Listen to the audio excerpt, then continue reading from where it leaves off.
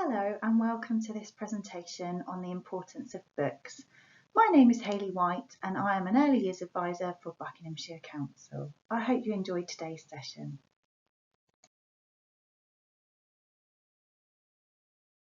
So the aims of this presentation are to explore the importance and value of using books with young children, to enhance understanding of how young children learn through books, and to reflect on the role that books have within your setting.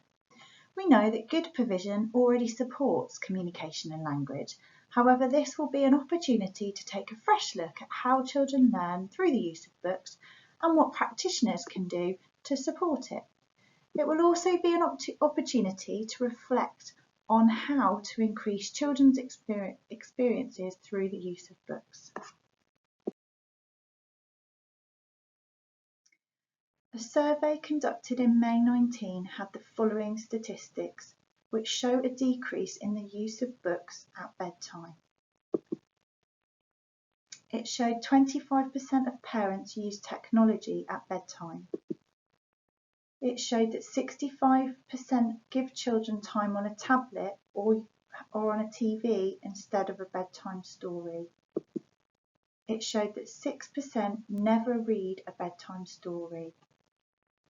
It shared that 49% aimed to share a bedtime story, but in reality only 28% of parents managed to actually read the story.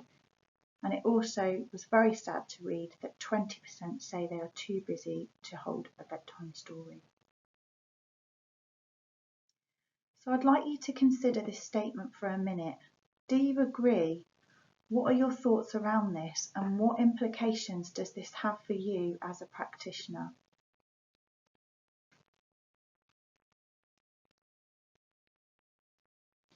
When I first explored this question, I think it really hit home the importance of sharing books from a very young age and throughout the early years so that children do develop this love for reading. So how do we gain this? So the value of books. Children have a way of absorbing almost everything that they can see before them. We know that children will copy every element of an adult's life. My own children mimic adults' behaviour frequently, as I'm sure you have seen in your settings. Exposure to literacy and literature is key. It is crucial to arm children with as much knowledge as possible while they are young. As we have just seen, a child who reads will be an adult who thinks.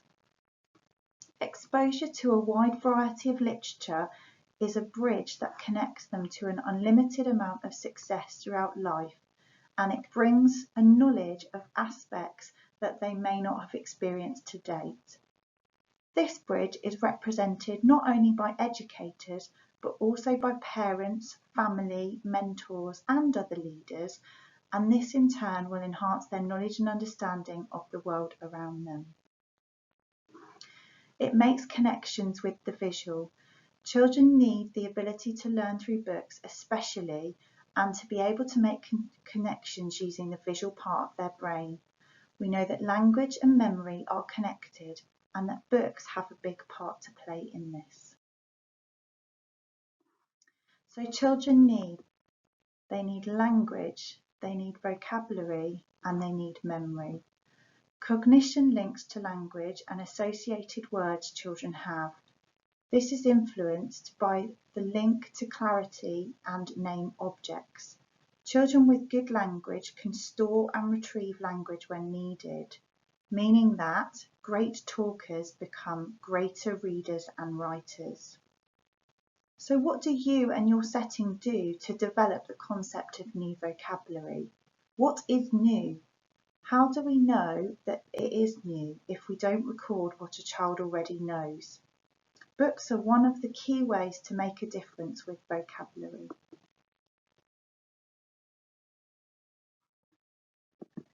Reading helps a child's cognitive development. Ms. Palienthorpe said research in the early childhood development had long demonstrated the benefits of learning to read early in life. Reading with children at any age, but the earlier is better, is absolutely the key to success. She said that in the first 5 years, a child's brain is developing rapidly and at a faster rate than at any other time of life. A child's brain is constantly forming connections which are strengthened by activities such as reading. Reading develops a child's oral language. She said that a child's oral language is partly developed through their participation with literacy. Reading exposes a child to pictures, letters, words, shapes, sounds and names, and it helps immerse a child in oral language, as reading words aloud gives meaning to the written language. Reading builds a child's vocabulary, and interesting illustrations and rhymes will encourage them to talk about what they are seeing and what they are thinking. Research shows that children with good oral language experience later success in life. We also know reading can help a child's emotional development. Reading books can bond parents and children because of the precious moments they create from snuggling up close to read. It always tends to be in a smaller group or on a one-to-one, and it allows this to become a nurturing activity that can bring a parent and child closer together. The Raising Children's Network states that reading or telling stories is also a safe place to explore some strong emotions, which can help children understand change as well as new or frightening events, such as going to the dentist or hospital, starting school, making friends. In the early years, reading and bonding with your child over books is the building blocks required for later life, particularly in social communication and interpersonal skills. So we know that great talkers become greater readers and writers, and this is Michael Rosen just explaining that in a bit more detail. Do you imagine your readers when you're writing? I do two kinds of imaginings, and I think most people who write for children, it ends up being this way. You reimagine the child you were. What was I interested in? What did I like? Why did I like it? So one person who is an audience is yourself as you were. So you think, would I, when I was 10, have enjoyed this? And then the other audiences, yes, are the children we know. So it might be the children in our own family, or it might be the children we meet in schools and libraries. So I tend to sort of combine it all, and because I do live performances, I can see when things don't work or do work. So it's all that. So some key tips then for reading stories. Remember to use some open questions. Tell me about your book, rather than a simple, can you find me the teddy bear? Encourage a wide variety of vocabulary. Why use the word put when you could use the word place or launch? Would you please get your jacket or cardigan rather than get your coats on? So explore and explain new words, for example, when exploring specific words in a variety of books. So we're going to have a look at a couple of books, particularly popular in my household. I've chosen this book to share some new words which also provide a wider picture about the subject of royalty, for example. This book explores the prince's bedtime, where lots of professionals try to get him to sleep with no luck, and finally a lady brings a book. So I'm going to read you a part of that story now. Then one windy night, it was long after 8, an old woman came to the great palace gate. Your Majesty's pleased, she curtsied quite low. I'll get him to sleep if you just stop this show. And what do? Do you dance? Can you sing? What's in your bag? And what did you bring? Of course I can dance, and I do love to sing. But for bedtime, she said, I've the very next thing.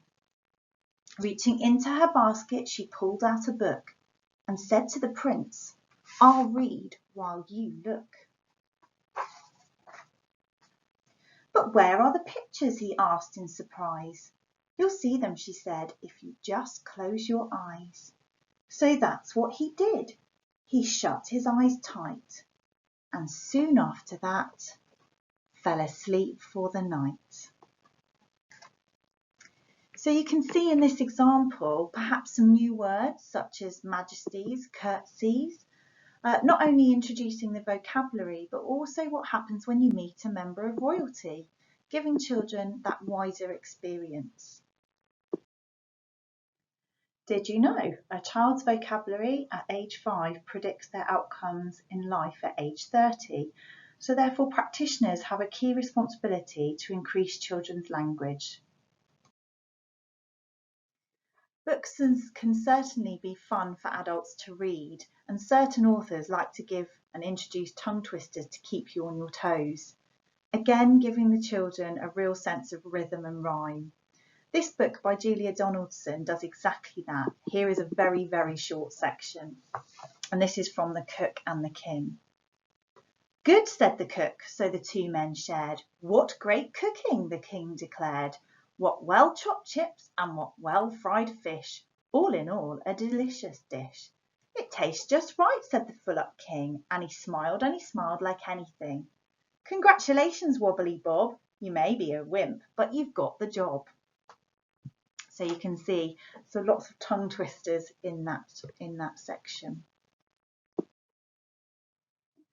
So we're going to pause for a moment and consider some things to self-reflect.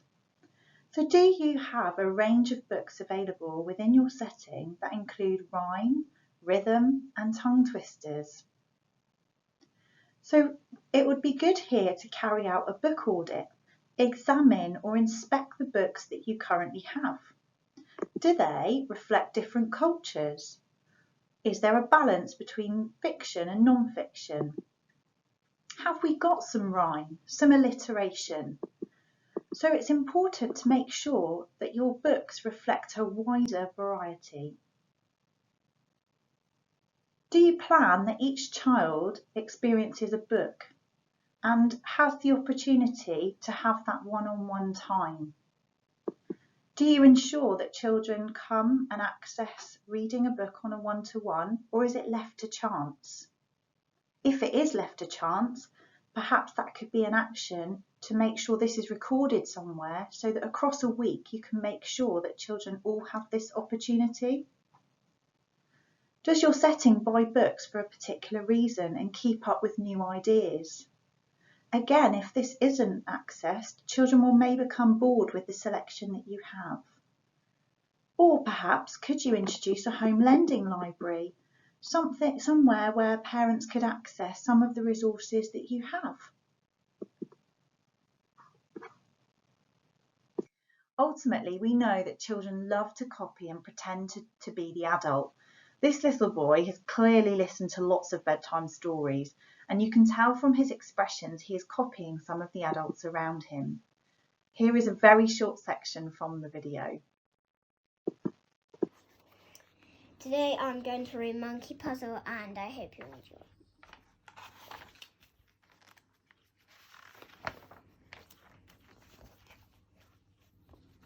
I've lost my mum.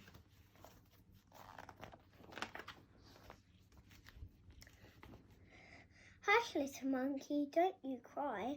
I'll help you find her, said Butterfly. Let's have a think. How big is she? She's big, said the monkey, bigger than me, bigger than you, than I've seen your mum. Come, little monkey, come, come, come. So moving on then to the Book Trust. The Book Trust is the UK's largest children's reading charity. Each year they reach 3.9 million children across the UK with books, resources and support. And you can find a book for every occasion, and you can check out the link on this PowerPoint. They also provide Bookstart. Bookstart gives free books to children at 2 key ages before school to help families read together every day and inspire children to develop a love of books and reading. You may now wish to locate our training PowerPoint on the Bookstart reading book for this year, Octopants. So it's important to consider book audits in your setting, because how do you know that your books are introducing new vocabulary, enhancing your provision and providing wider experiences for your children? So does your setting value books? Have you carried out a book audit recently. How do you know that there is some new vocabulary in those books? And so can you develop this further? How do you ensure that each child in your setting receives a personal or small group story opportunity? There are some children that come and access this all day, every day. They will ask an adult to read. They know the joy of reading. But how do you know that the children who don't access this opportunity equally get that opportunity? So we have come to the end of this session exploring the series on the value of books. We hope you have enjoyed this, and we hope that you feel that you've met the aims for the session. Finally, for further information, please do visit the websites featured on this slide. You can find further information on our Buckinghamshire Early Years website, which is www.earlyyears.buckscc.gov.uk. Remember, for Bucks settings, you also have a key contact which supports your setting. So for further information, please do speak to them. If you are unsure, please do phone one of us on our team on 01296 387 111. Thank you for taking the time to listen today.